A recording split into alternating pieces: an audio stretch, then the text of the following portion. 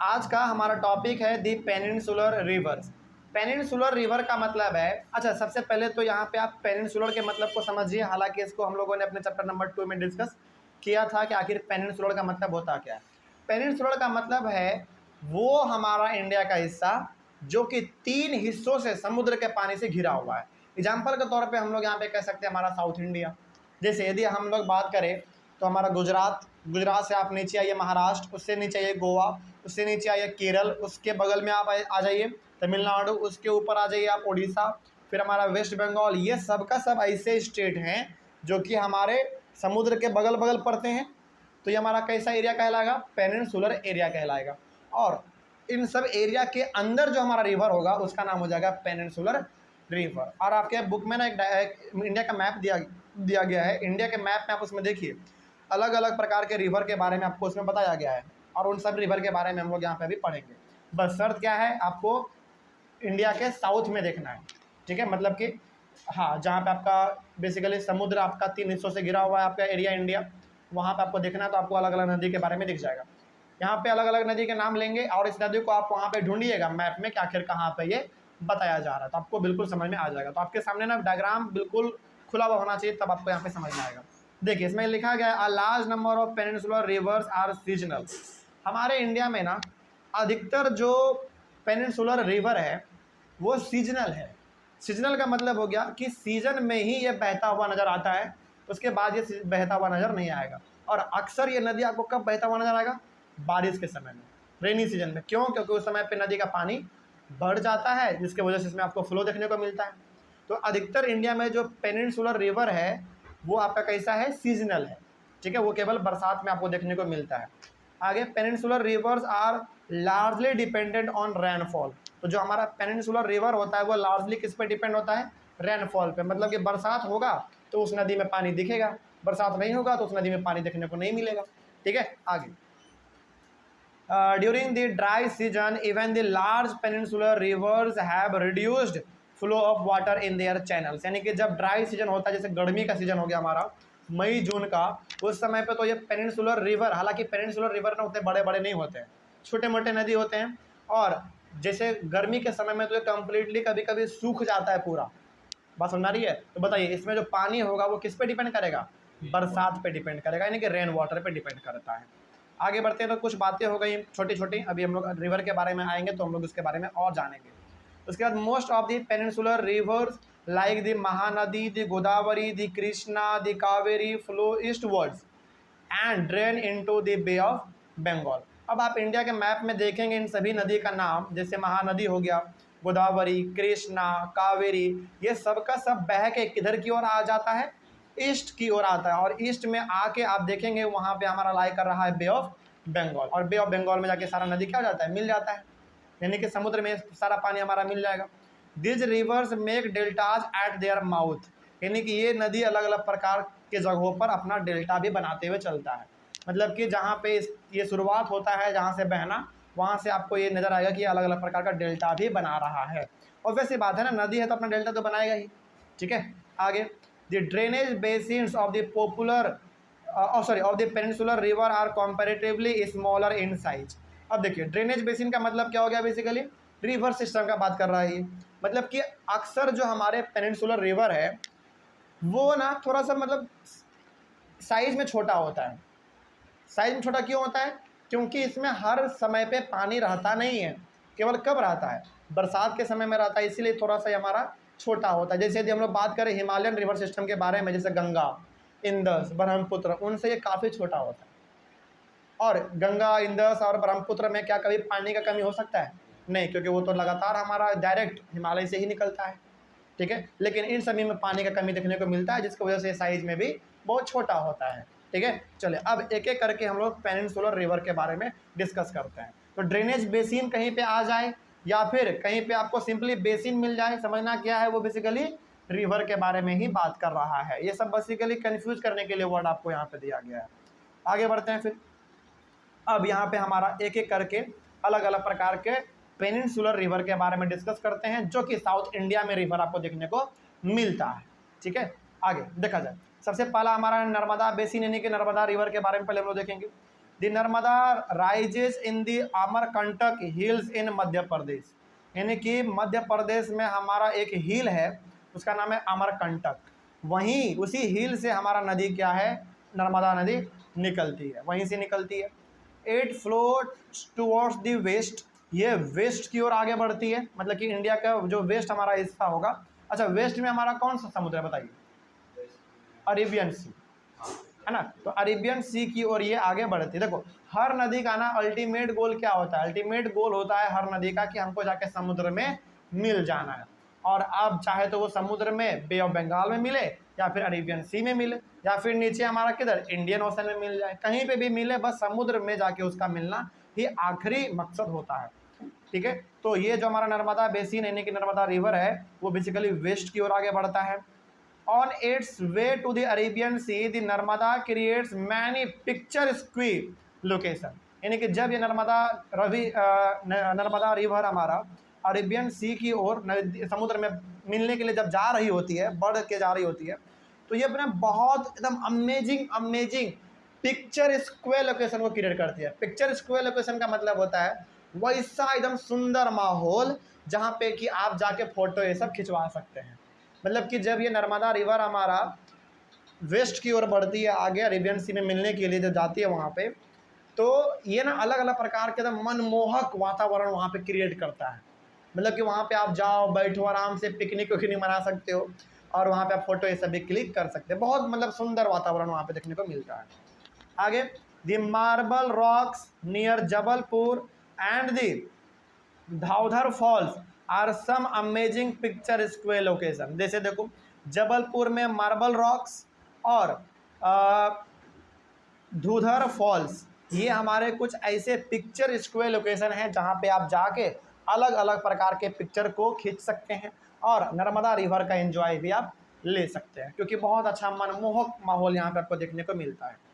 उसके बाद all the tributaries of the Narmada are very short and most of these join the main stream at right angles. मतलब ये हो गया कि जो नर्मदा नदी है हमारा, पहली बात तो ये बहुत छोटा नदी है और ये भी अपने ट्रिब्यूटरीज को बनाती है। मतलब कि ये नर्मदा नदी भी हमारा जो है ना अलग अलग हिस्सों में डिवाइड हो जाती हैं और बाद में जाके दोबारा नर्मदा नदी में आगे चल के मिल जाती है, लेकिन किस एंगल पे? राइट एंगल पे, मतलब कि 90 डिग्री पे जाके हमारा नर्मदा नदी में दोबारा मिल जाती है। ठीक है, आगे, the Narmada basin covers parts of Madhya Pradesh and Gujarat. बस ये दो ही स्टेट को ये करके क्रॉस करके आगे बढ़ती है। पहला तो जहाँ से ये निकलती है मध्य प्रदेश में, और दूसरा ये कहाँ चल जाती है? गुजरात। ठीक है, और गुजरात में जाने के बाद ये बे ऑफ बंगाल में मिल जाती है, क्योंकि गुजरात के बगल में ही हमारा बे ऑफ बंगाल पड़ता है। ठीक है, तो ये हो गया हमारा नर्मदा रिवर के बारे में। उसके बाद है हमारा तापी बेसिन, यानी कि तापी रिवर के बारे में थोड़ा सा हम लोग देख लेते हैं क्या है। देखिए, the Tapi rises in the Satpura ranges in the Betul district of Madhya Pradesh, यानी कि सतपुरा रिवर भी हमारा कहाँ से निकलता है? मध्य प्रदेश से ही निकलेगा। और मध्य प्रदेश में हमारा एक जिला है, उस जिला का नाम है बिटुल। क्या नाम है? बिटुल, मध्य प्रदेश में। और बिटुल में हमारा एक रेंज है, सतपुरा रेंज। मतलब कि यहाँ पे छोटे मोटे पहाड़ों का समूह है, छोटा मोटा पहाड़ है, उतना बड़ा नहीं है, छोटा मोटा पहाड़ है, तो वहीं से हमारा तापी रिवर जो है निकलती है। ठीक है, आगे, it flows parallel to the Narmada but it is much shorter in length. तो ये तापी नदी भी हमारा नर्मदा के बिल्कुल पैरेलल चलता है, साथ साथ चलता है, लेकिन ये नर्मदा से बहुत ही छोटा होता है, इसका लेंथ बहुत ही छोटा है।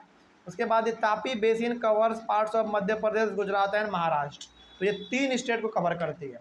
मध्य प्रदेश जहाँ से निकलेगी पहला तो वो, दूसरा गुजरात और तीसरा महाराष्ट्र। तो ये 3 स्टेट से होकर गुजरती हैं। आगे बढ़ते हैं फिर। उसके बाद है हमारा गोदावरी बेसिन, इसके बारे में भी देख लिया जाए, बहुत इंपॉर्टेंट है गोदावरी बेसिन। देखिए, इसमें कहा यह जा रहा है, the Godavari rises from the slopes of the western Ghats in the Nashik district of Maharashtra. मतलब कि ये कहाँ से निकलता है? सबसे पहला तो कौन से स्टेट से? महाराष्ट्र से।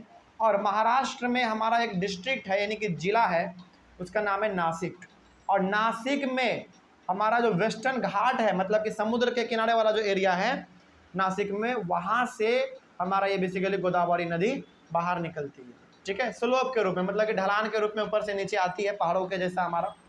आगे, the Godavari is the largest peninsular river. इस बात को आप याद रखिएगा, मतलब कि इंडिया में पेनिनसुलर रिवर बहुत हैं, लेकिन जो सबसे लार्जेस्ट, जो सबसे लंबा है वो हमारा गोदावरी ही है। और सवाल पूछेगा ये कहाँ से निकलता है? महाराष्ट्र से निकलता है। महाराष्ट्र के कौन से डिस्ट्रिक्ट से? नासिक से। और नासिक में कहाँ से? वेस्टर्न घाट से। और किस रूप में? स्लोप के रूप में। मतलब कि स्लोप यानी कि पहाड़ों जैसा एरिया है थोड़ा सा हमारा वेस्टर्न घाट में, वहाँ से बहते बहते नीचे की ओर आती है। आगे, its length is about 1500 kilometre, लगभग 1500 इसका जो है पूरा लेंथ है गोदावरी नदी का। तो ऑब्वियस बात है ये बहुत लंबा है। ठीक है, आगे, it drains into the Bay of Bengal, यानी कि ये आखिरकार जाके कहाँ पे मिल जाता है, कहाँ पे जुड़ जाता है? ये बे ऑफ बंगाल में, यानी कि बे ऑफ बंगाल में हमारा जाके ये बेसिकली नीचे गिर जाता है। ठीक है, आगे बढ़ते हैं फिर। तो सोच रहे हो आप, मतलब ये सोचने वाली बात है कि हमारा महाराष्ट्र कहाँ पे पड़ता है? वेस्ट में। और बे ऑफ बंगाल किधर पड़ता है? ईस्ट में। तो वेस्ट से जब ये नदी बह के ईस्ट की ओर आएगी तो ऑब्वियस सी बात है इसका लेंथ क्या हो जाएगा? बढ़ जाएगा। और इसीलिए इसका लेंथ कितना? Total 1500 kilometre. ठीक है, आगे, its drainage basin is also the largest among the peninsular reverse. Drainage basin का मतलब क्या हो गया कि ये बहुत लंबे दूर तक के एरिया को कवर करता है।